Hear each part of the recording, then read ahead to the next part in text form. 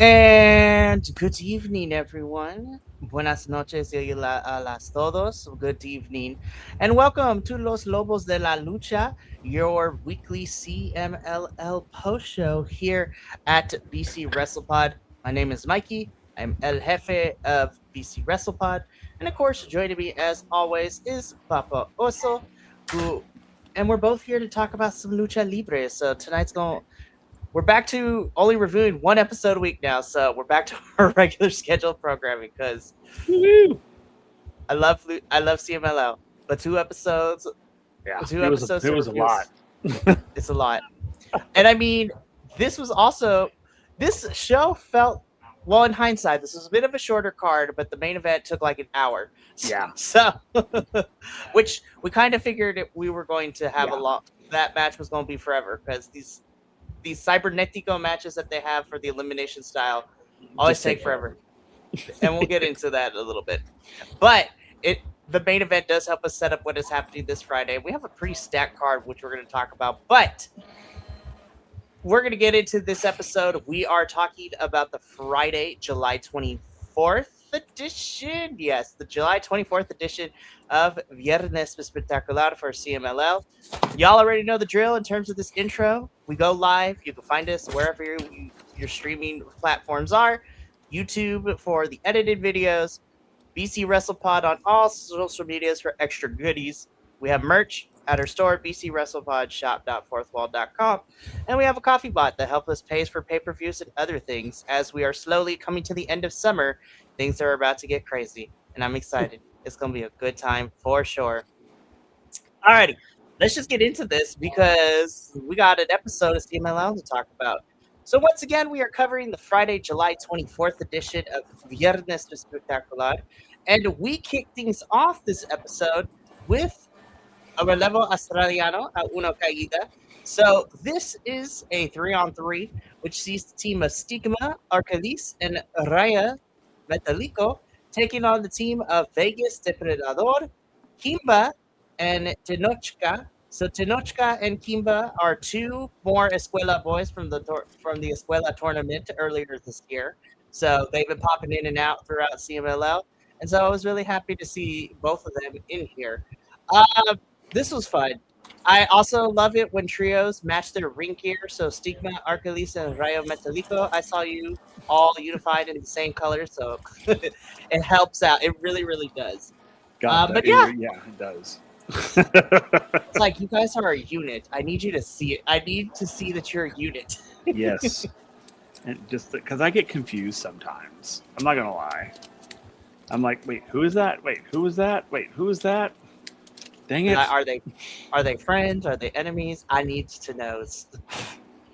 Exactly. But So it yeah, like I helps. said, it does help. Like I said, this was a fun opener. I had a good time with this one. Again, opening matches help us out when it comes to setting the mood, and I had a fun time with this one. I really, really did. I did too. This one was good. I get, and it was as usual. It was a great opener. I thought. I thought it set the tone for the evening, and so yeah, I thought it was pretty good as always. It's. I don't think I have once that I can remember. I do not think there's been a single time, and I may misspeak, and you may be like, "Well, there was that one time," but I don't ever remember an opening match that was disappointing. Mm. Like truly, like oh God, it's like, oh Lord, this is what we're in for tonight. I was trying to think. I was like, has there ever been one? As far as long as I've been involved with CMLL, but I could not think of one. So, which is good on my part, I guess. But other people may be like, other people may be like, no, no, no, no, no, no. There was a couple of stinkers, but Like the internet remembers. yeah, and they may, and that's what I'm saying. I cannot recall ever being like super disappointed in an opening match. I have to agree with you, and even the matches that aren't necessarily like The cool thing about CMLL is there has never been a match since we started watching CMLL where I think, gosh, this match is awful. Yeah. Because I was just like, this was horrible. I have been like a little underwhelmed at sometimes, but Yeah. every match has never reached the level of like, oh wow, this is bad. Yeah. Yeah. Exactly. That's what I'm saying. So I mean, this was good. I really enjoyed this match. You know, I really did too. because like Stigma, I really like Stigma. So it was really neat to see him. The others are newer to me because I don't know. Because when they were announcing everybody, I was like, okay, Stigma, I know. I don't know Arcalis, or at least I'm not recalling that I'm familiar with Arcalis or Rayo Metallico. I'm not familiar with either of them. Even though in this picture that you have here, Rayo Metallico looks so familiar. He's popped up a couple of times on the Viernes Espectacular. Okay. So maybe I'm a little more familiar with him because when they announced, but even when he came out, I was kind of like, I don't recognize the name, but he looked very familiar to me. Right.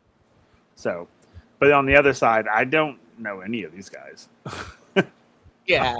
So I mean, Vegas has been on the show before, but like I said, Kimba and Tenochka are some of the Escuela boys from the tournament, and they pop in ever sporadically. So I have appreciated the last couple of weeks of CMLL putting in the Escuela boys into the opening matches too, because it's really fun to watch. Yeah, I like that too. But I mean, like I enjoy it when I don't know the people because it's like I get to meet new people, and it's like I love it. Right. And then from the perspective of a wrestling fan too, like when you are being presented with somebody new that you haven't seen before and have no prior history with them, it helps you get a more accurate perception and perspective on them too, of whether you're going to like them or not too. Because we have seen many of the times where we've always heard be like, oh, this person's great. And then when they come here, it's like, I need to warm up to them. Right. But I mean, I enjoy it when new people come in. Oh, absolutely. It's always fun. Well, like I said, this opening match was great. Vegas, Kimba, and Tenochka do pick up the win here.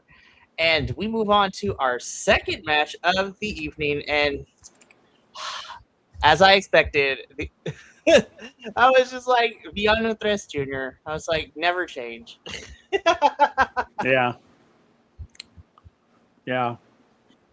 Fighting the Dragon Boys. For real.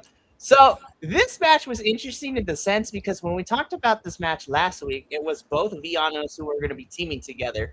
But for whatever reason, we have Villano Tres Jr. and Infarto as a substitute, taking on Dragon de Fuego and Dragon de Legendario.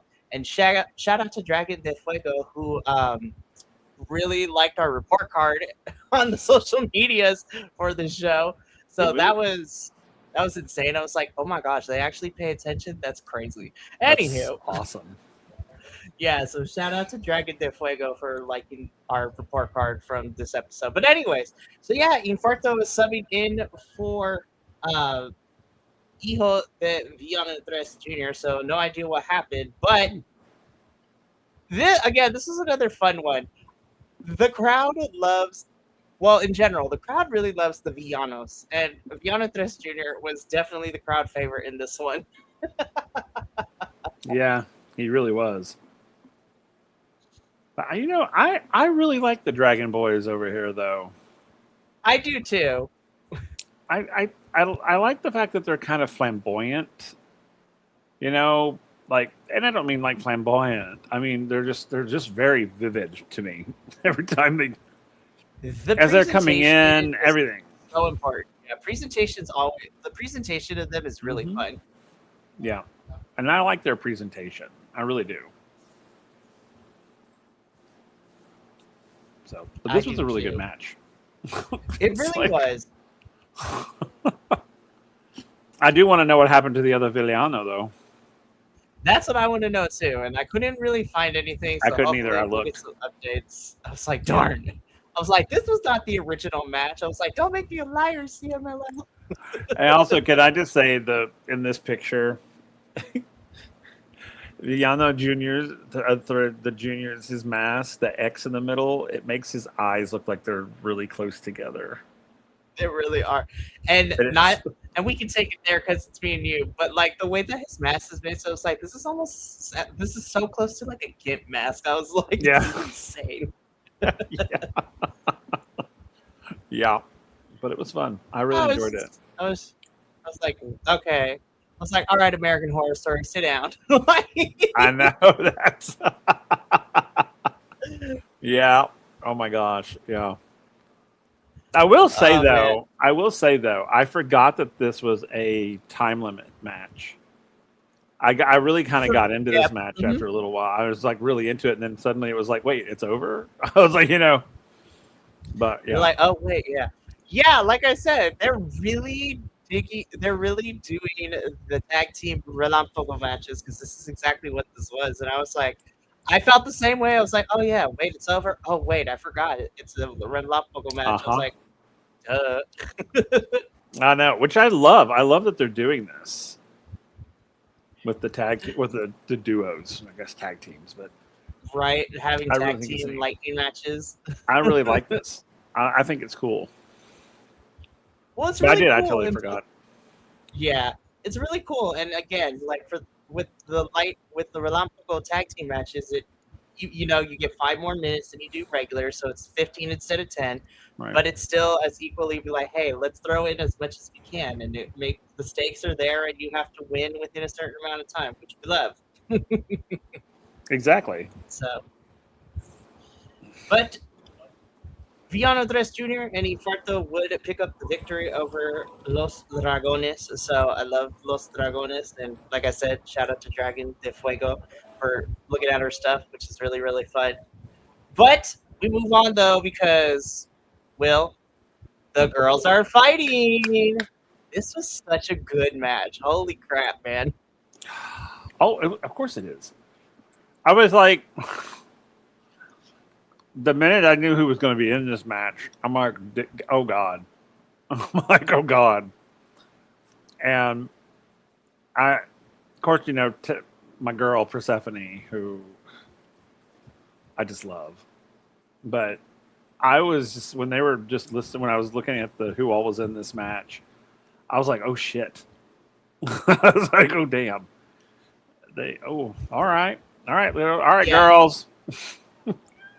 They've really done a good job of like having some really stacked teams over the last couple of weeks because at the forefront of this is Tessa and Persephone, whom are going to be going at it. Tessa is challenging Persephone this Friday for the CMLL Women's Championship and stuff. Over the last month, they've been going at it in 3-on-3 action, which has been really fun. And the women that they have been subbing in and out for Tessa and Persephone's team have been great. This was no exception because you have the team of Tessa Blanchard, Scotty, and Gara Negra taking on Persephone, Reina Isis, and Keira, which, again, Tessa and Persephone going at it. You got Scotty and Reina Isis for, like, the muscle.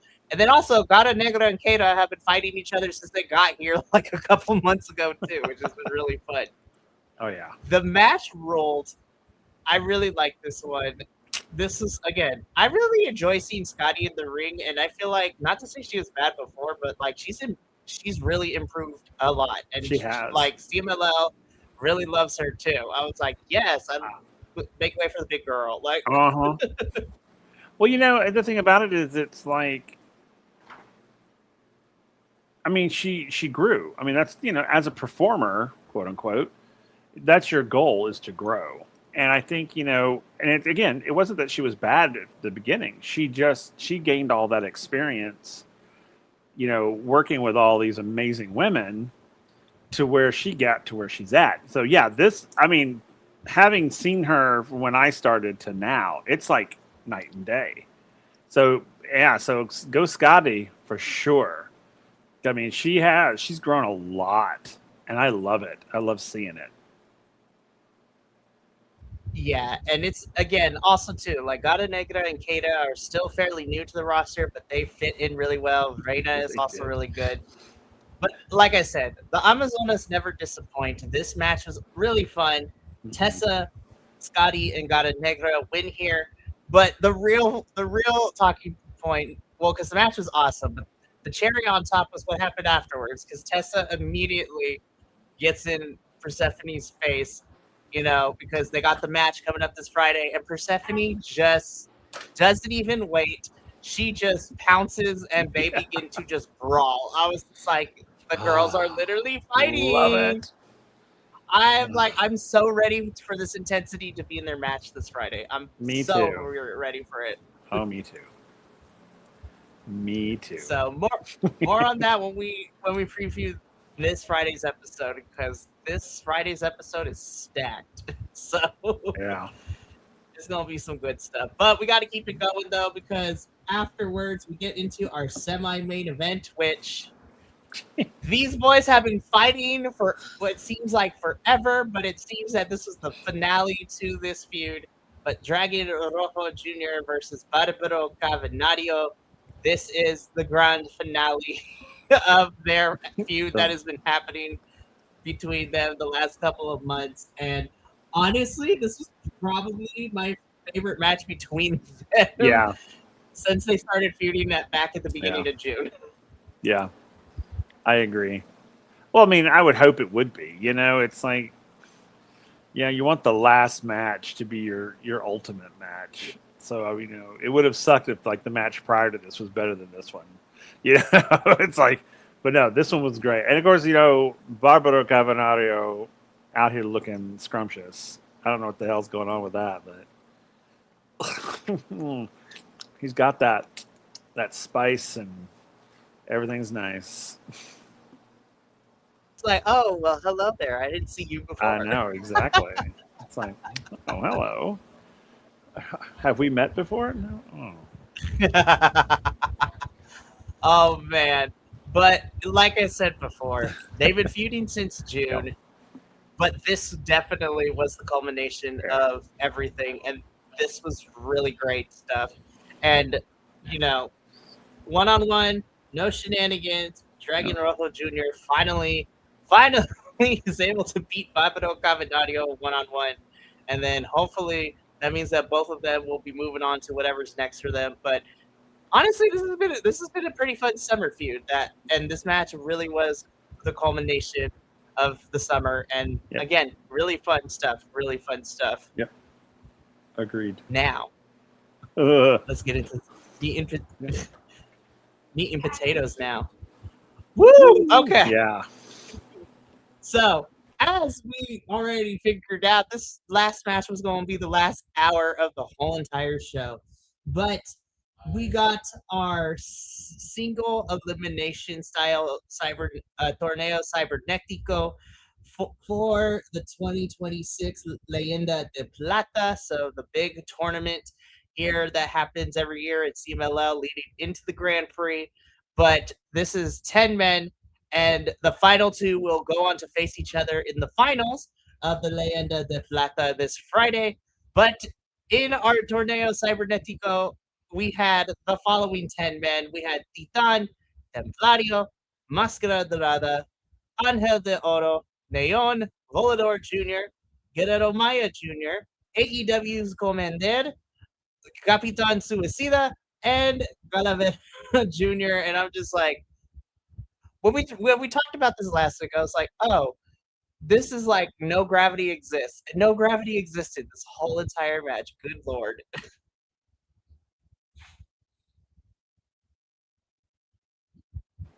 Yeah, that is so true. I was like, did anyone even touch the ground? I was just the whole hour. Because usually, like, they start out slow and then they step on the gas. This felt like they stepped on the gas and didn't let up. And even after the match, we're going to talk about, like, Máscara and Commander were ready to still fight. Like, yeah, they were. Commander got excited. He got too excited. Oh, God. This was, like, one of those, and I love this. event that they do, this sort of tornado thing,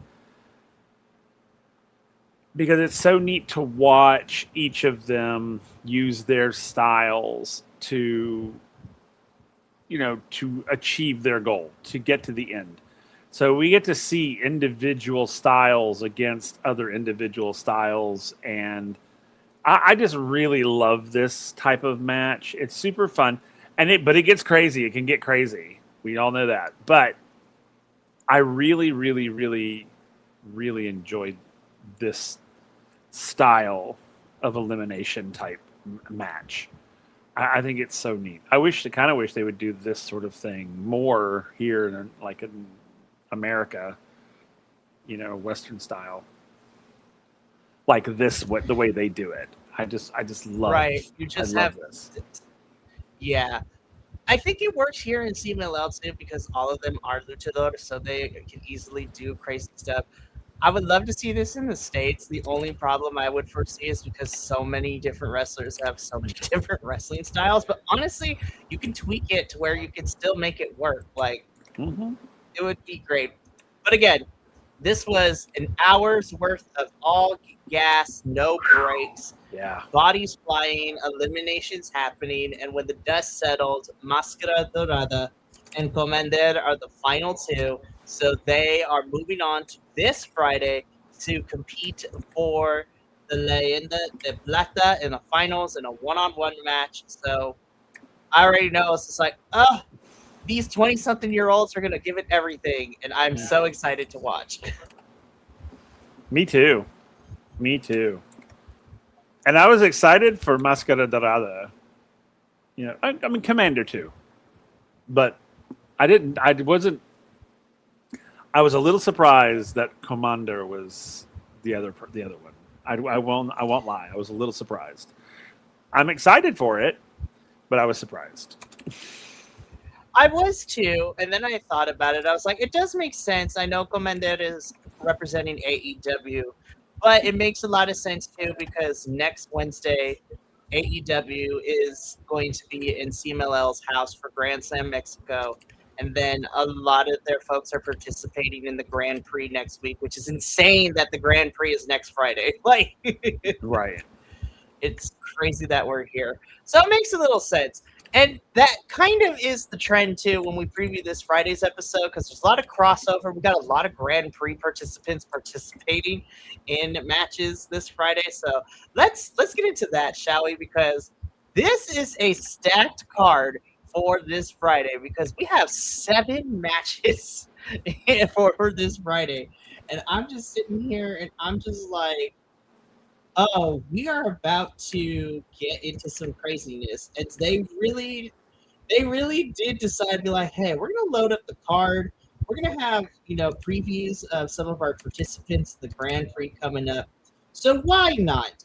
But there's a lot to discuss. So here is what is happening this Friday, July 31st, for, CMLL Viernes Espectacular. So, in what is opening up the show, we have another Torneo Cibernetico, and this is going to be a 4-on-4 elimination style match. Mexico versus Japón, so Mexico versus Japan. So representing Mexico, we have Shelhua Valiente Jr., Capitan Suicida, Fugas, and Pantera Jr. Sorry, this is a 5-on-5, not a 4-on-4. And then representing Japan, you have New Japan's Yujiro Takahashi, Utani, New Japan's Doki, Okamura, and Shuma Kato. So I was just like, well, damn, already out the gate, man. Mm-hmm. So a 5-on-5, so that's crazy. Then, in the second match, it is touted as Mexico versus Estados Unidos and Reino Unido. So Mexico versus United States and the UK. As we have CMLL's Titan and Neon taking on MLW's Austin Aries and Rev Pro UK's Leon Cage. So again, Austin Aries, lots of people participating in the Grand Prix next week. Then, as a surprise, which I'm super excited about, for El Campeonato Nacional Femenil, so the women's national title is on the line. as India Sui will be defending the title against AEW's Thunder Rosa. So I'm just like, oh my gosh, they're going to hit hard and it's going to be great. So I'm excited to see India and Thunder throw down. Then, in our fourth match of Relevo Australiano, we have Templario, Dragon Rojo Jr., and Star Jr. taking on Ultimo Guerrero, Barbaro Cavernario, and Sandokan Jr. And I was like, and we're back. So, still, I think this match is going to be great. In the fifth match of the evening, which is towards the top of the card, which I'm glad to see, por el Campeonato Mundial Femenil de CMLL. So for the CMLL Women's Championship, Persephone versus Tessa Blanchard. So I'm really happy that they put it towards the later half of the show. So that match is going to be good. In the semi-main event, por el Campeonato Mundial de Peso Completo de CMLL. So for the CMLL World Heavyweight Championship, Hechicero is defending the title against AEW star Roderick Strong.